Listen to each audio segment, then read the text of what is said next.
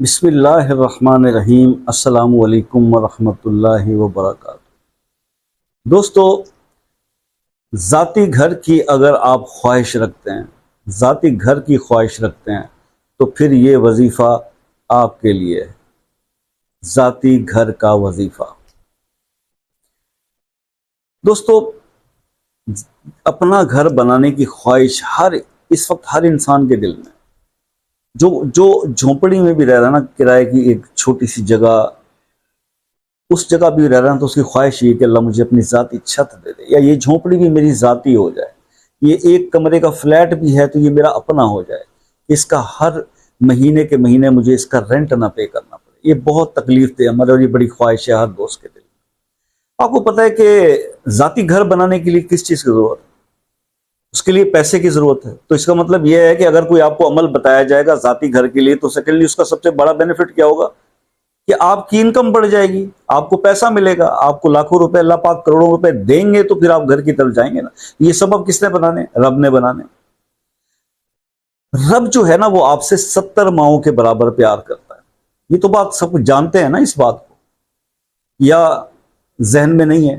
سب جانتے ہیں، ہر مسلمان کو یہ پتا ہے، اور یہ حدیث سے بار بار آپ پڑھ چکے ہیں کہ رب العالمین جو ہے وہ ایک ماں جتنا پیار اس دنیا میں اپنی اولاد سے کرتی ہے، وہ 70 ماؤں جتنا پیار رب جو ہے وہ اپنی مخلوق سے کرتا ہے، 70 ٹائمز زیادہ۔ اچھا، اب اگر اتنا پیار وہ کرتا ہے تو آپ کا کیا خیال ہے کہ وہ آپ کی خواہش کیوں نہیں جانتا؟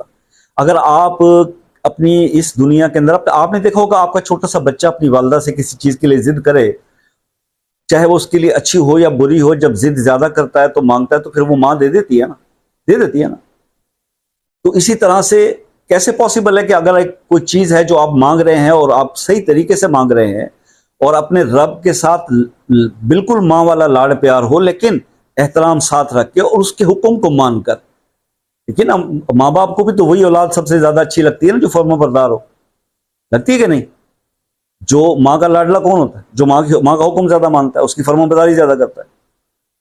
تو رب نے کیا کہا؟ رب نے یہی کہا ہے نا کہ فرما بردار ہو جاؤ۔ فرما برداری کیا ہے بھئی؟ تم پر جو فرائض میری طرف سے آئے ان کو پورا کرو، اور پھر جنت بھی تمہارے لیے ہے اور اس دنیا کے اندر بھی ہر چیز تمہارے لیے ہے۔ لیکن کیا ہے کہ ہم شیطان کے بہکاوے میں زیادہ ہیں تو ہم ٹکر لے بیٹھتے ہیں، وہ بھی کس ذات سے؟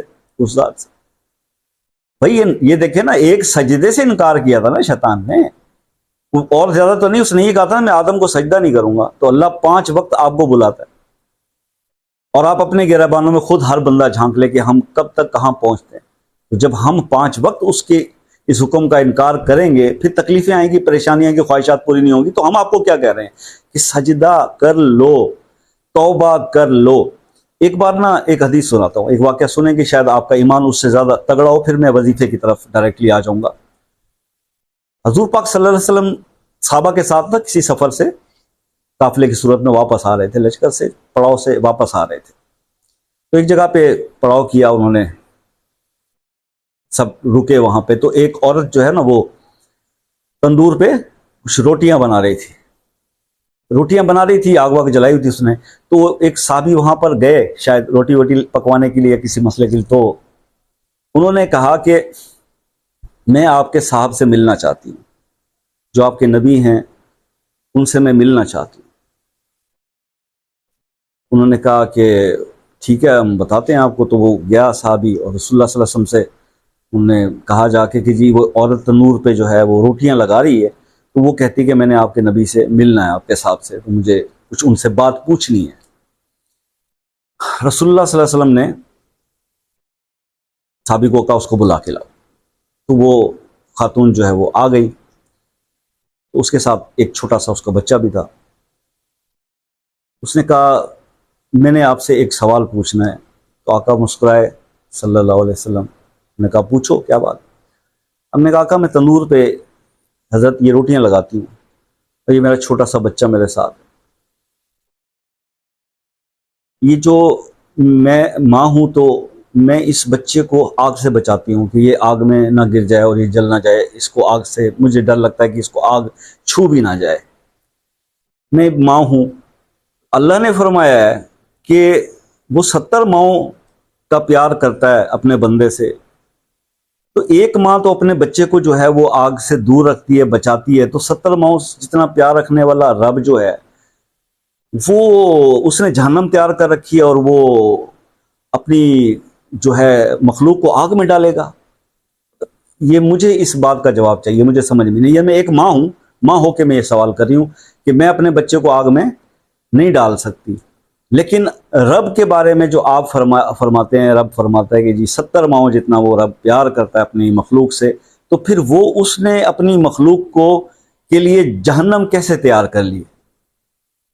یہ سن کر آقا کی آنکھیں نم ہو گئی اور آنسو بہنے لگے، اداس ہو گئے۔ سبحان اللہ۔ سرکار کے دل میں تو ویسے ہی امت کا درد، آپ کو پتہ ہے کہ انہوں نے امت کے لیے کیا کچھ نہیں مانگا اللہ سے، ہمیشہ کہ یا اللہ میری گناہ گار امتیوں کو معاف کر دے، معاف کر دے، میری امت کو بخش دینا قیامت کے دن۔ تو آپ کے آنسو رواں ہو گئے۔ اسی وقت جبریل امین جو ہے وہ نازل ہوئے اور آئے، اور انہوں نے کہا کہ حضور اللہ پاک فرماتے ہیں کہ اس عورت سے یہ کہہ دیجئے، میرے محبوب صلی اللہ علیہ وسلم آپ اس عورت کو کہہ دیجئے کہ میں 70 ماؤں جتنا ہی پیار کرتا ہوں،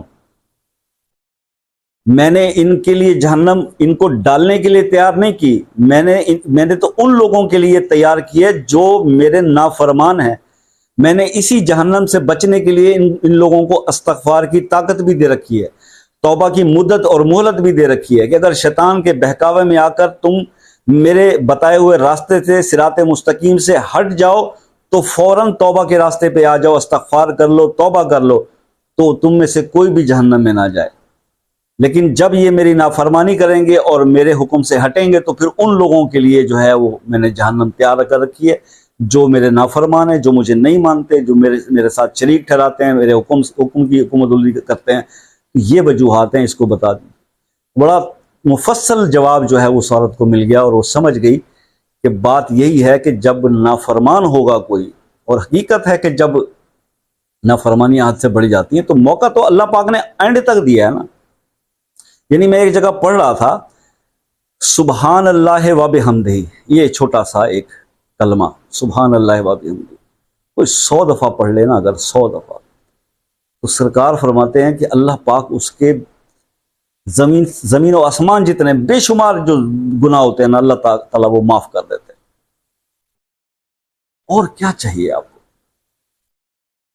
خیر، میں آپ کو ایک عمل بتانے لگا ہوں، یہ عمل آپ نے 40 دن تک کرنا ہے بھائی، 40 دن آپ یہ عمل کر لیں۔